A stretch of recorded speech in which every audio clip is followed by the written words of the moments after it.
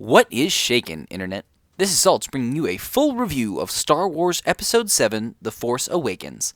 I will be trying to go scene by scene from memory of watching it yesterday, on opening night, and will be going very heavily into spoilers. If you don't want any spoilers or you haven't seen the movie yet, please stop watching now and go see it yourself, as it is worth watching.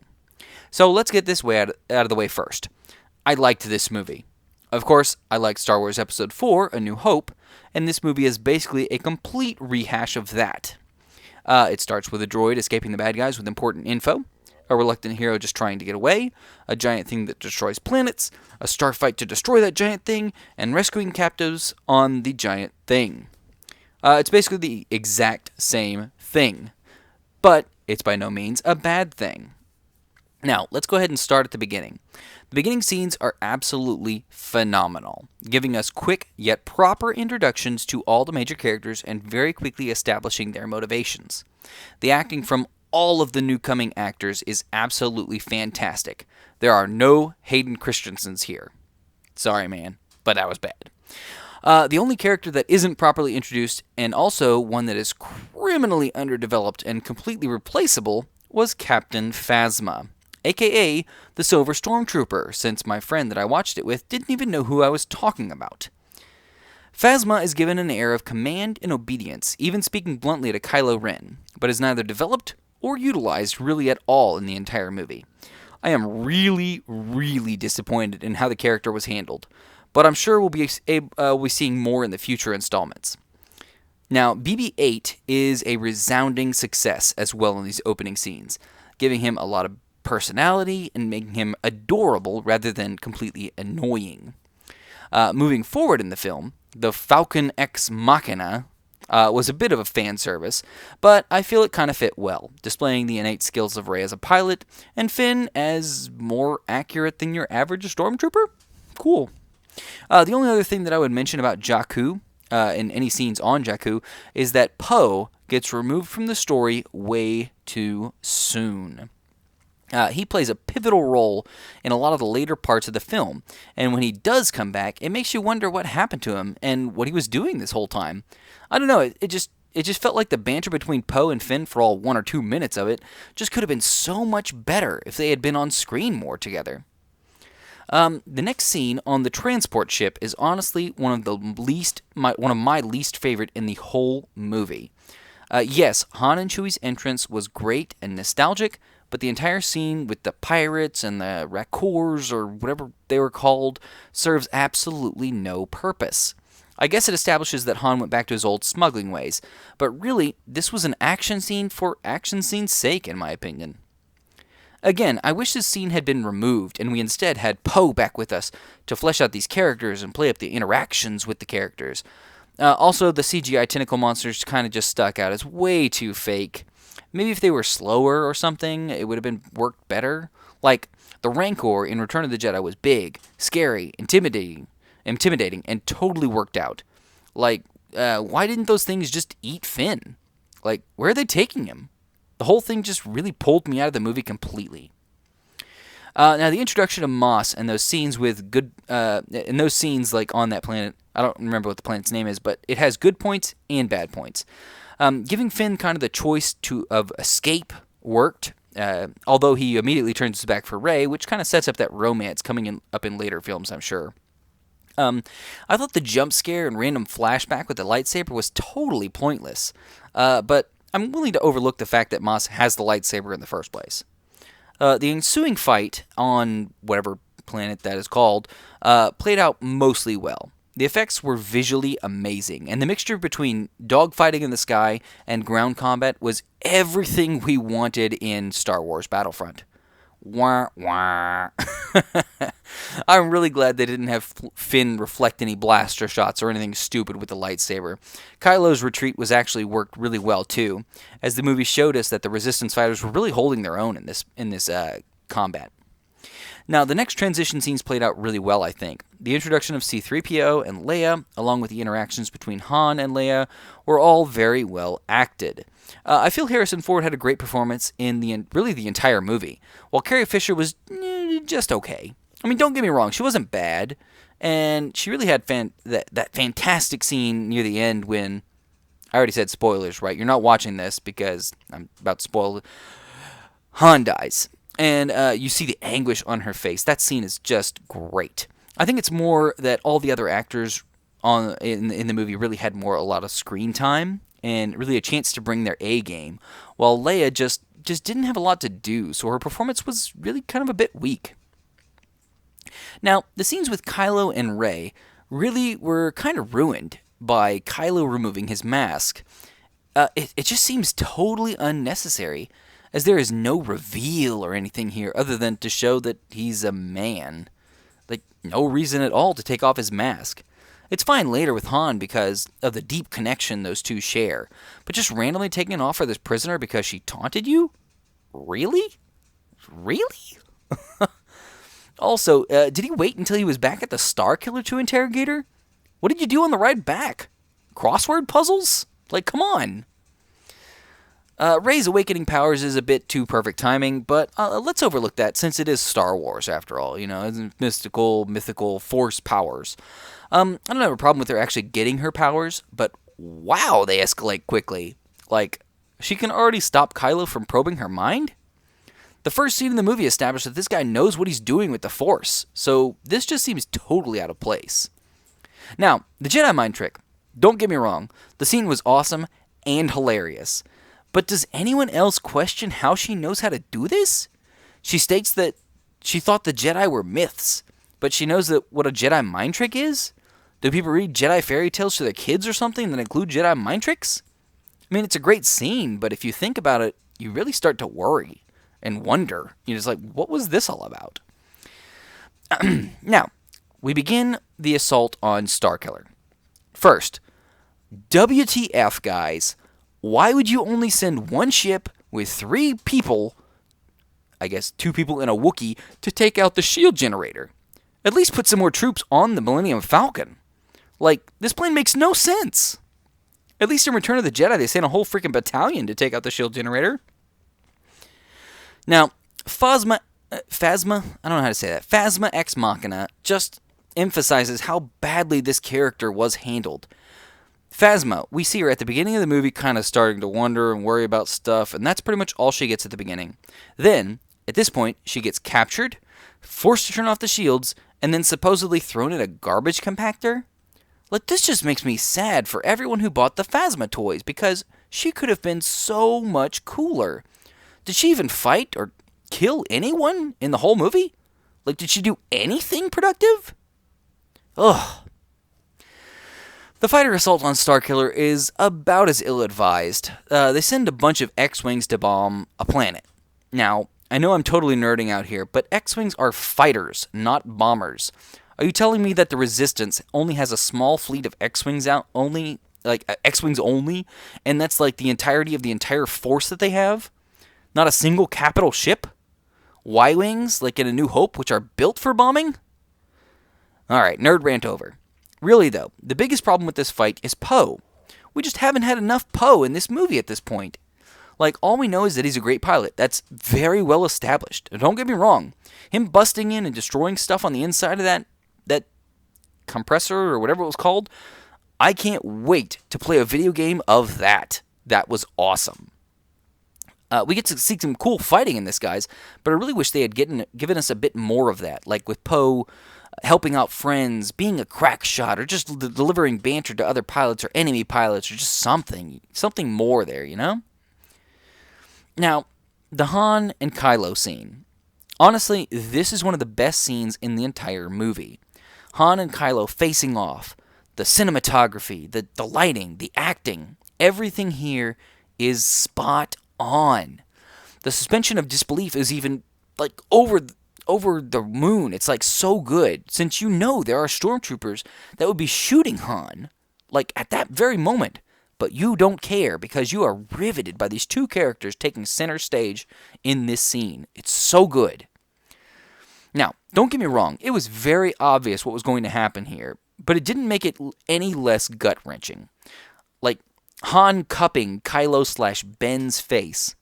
Oh man, so good. Much love, Harrison. You will be missed. Now, the sun countdown is a clever little nod as well, and it really affected everything, including the lighting, just perfectly. The sun going out just as Han dies is just subtle imagery at its finest. Like, so good. I cannot say enough good things about this scene. Oh, so good.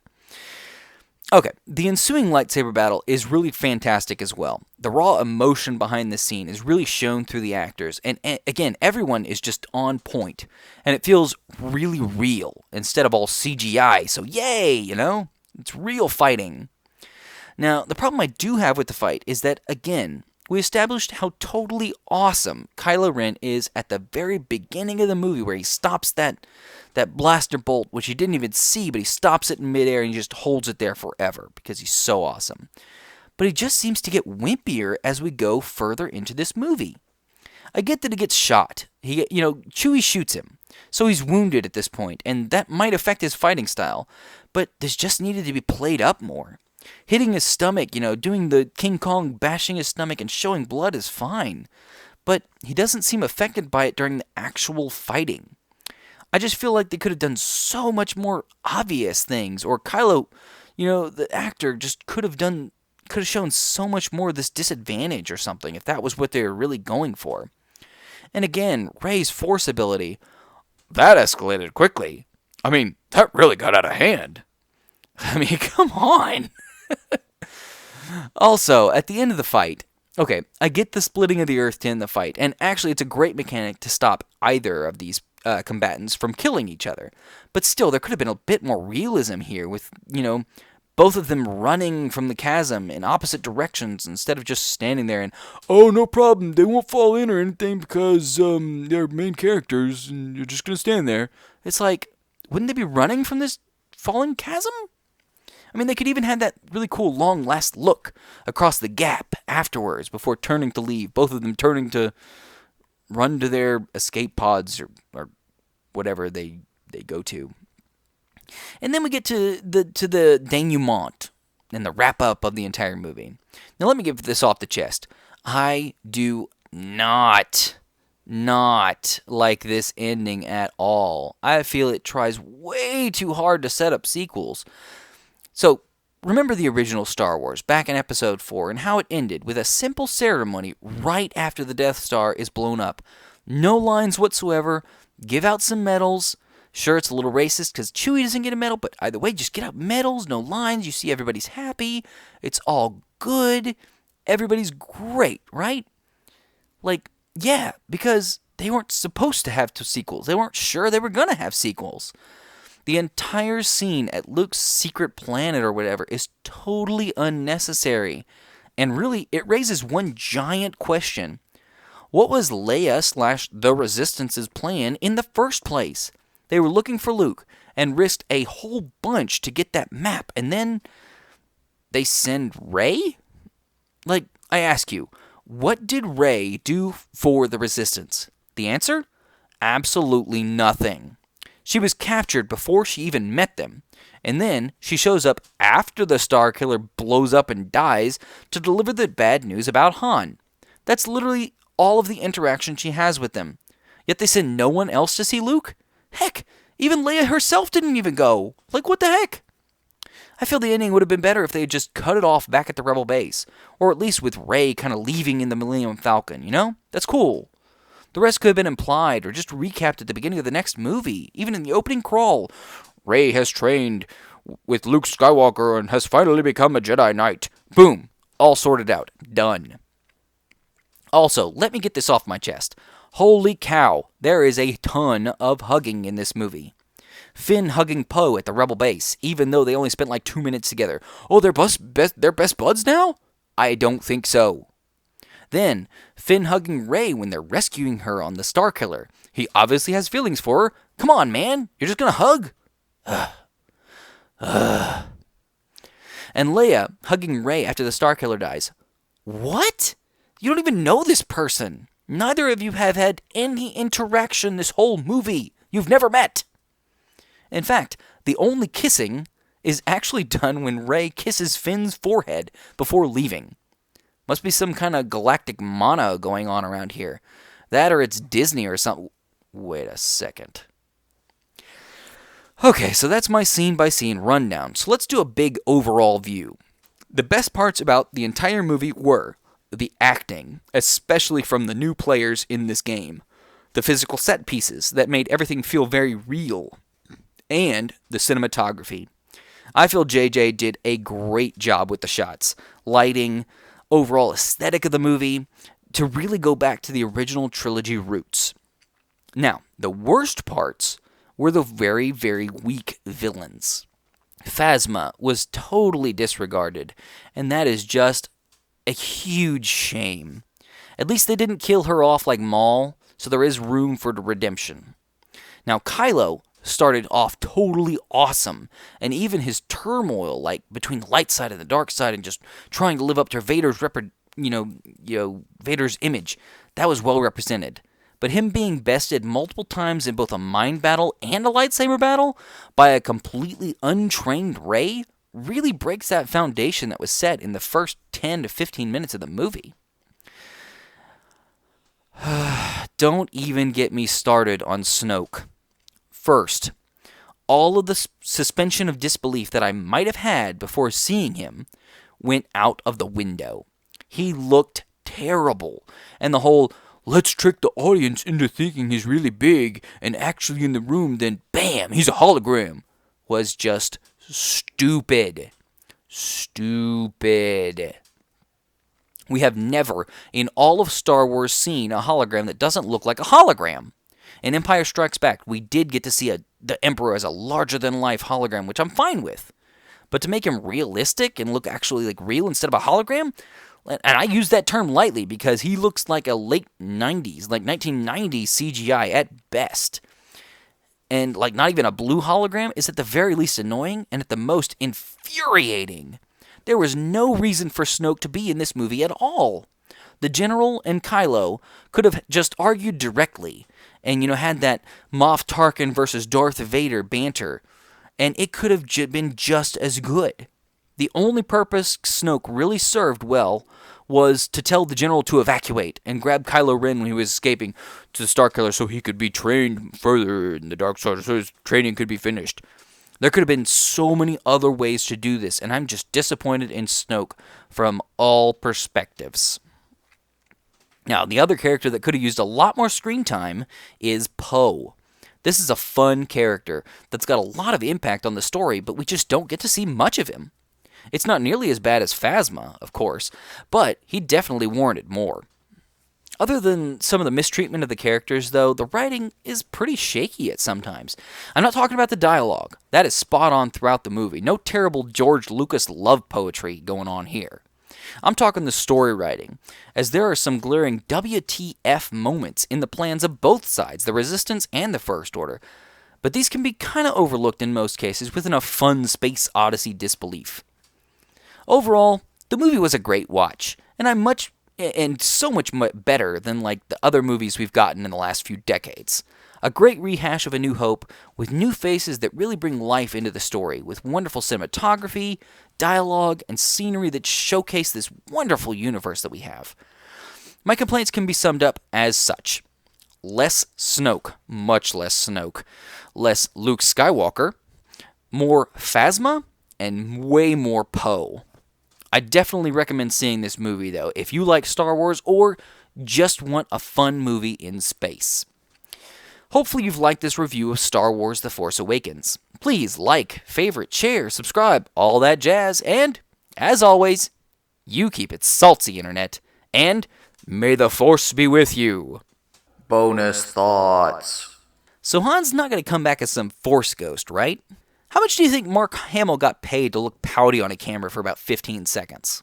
Wait, so the First Order sends janitors on, like, super important missions with Kylo Ren? Okay, the guys running that junkyard really shouldn't leave the keys in the ignition of their starships. And I would think the Falcon getting stolen would be a bit more on the priority for Han to get back. How long has it been stolen from him? Okay, what kind of training do stormtroopers actually go through? Because Finn is super sweaty all of the time and always out of breath. Get that guy a moist towelette. But seriously, you're a great actor, Finn. Okay, we know First Order soldiers are bad because, they're stormtroopers and it's a given. But even they don't, completely abandon prisoners when they see spaceships flying in, do they? Like, even stormtroopers don't do that. Just so they can shoot their little gun, like their little pea shooters at the giant ships flying in? The First Order is terrible at tracking droids. I mean, the TIE fighter crashed, and you can clearly find out where it crashed or get close, right? They couldn't find Poe, even though he was supposedly passed out nearby until nightfall? Okay, for you extended universe nerds, you were all hoping Han would call out Jaden as Kylo's real name instead of Ben, weren't you? Go ahead and admit it, it's okay. Those giant planet-sized explosions are so courteous to wait until everyone important is off planet. Also, the Starkiller was like 4 or 5 times the size of the Death Star and basically filled with sun energy, but it still didn't have nearly as big an explosion as, the Death Star seems. Maybe that's just me remembering special edition space shockwaves instead of, original explosions. So Chewie's life debt is all done, right? I mean, does that shift to Leia since they were married or children? So now Chewie has to keep Kylo alive? I'd really like to see what happened on Jakku now. I mean, there was obviously a huge battle with Star Destroyers crashing down and AT-ATs involved, so some ground combat was going on. So one does wonder kind of what happened here. Probably gotta go check the video games for that. Wait a second. Okay, lightsabers cut just about everything. But this one stormtrooper is carrying around some melee electric sword thing that not only doesn't get cut by a lightsaber, but he's well trained with? And when the Jedi haven't been seen in decades, why would you even develop a weapon like that? Also, why does this guy not just shoot Finn? Is this a sword fight in more ways than one? And why isn't this Captain Phasma instead of Stormtrooper number 73 in the script? So wait, Luke made a map to find him, although almost all of it is in R2-D2? Why make a map unless you want someone to follow you? Okay, Moss has no security in her bar.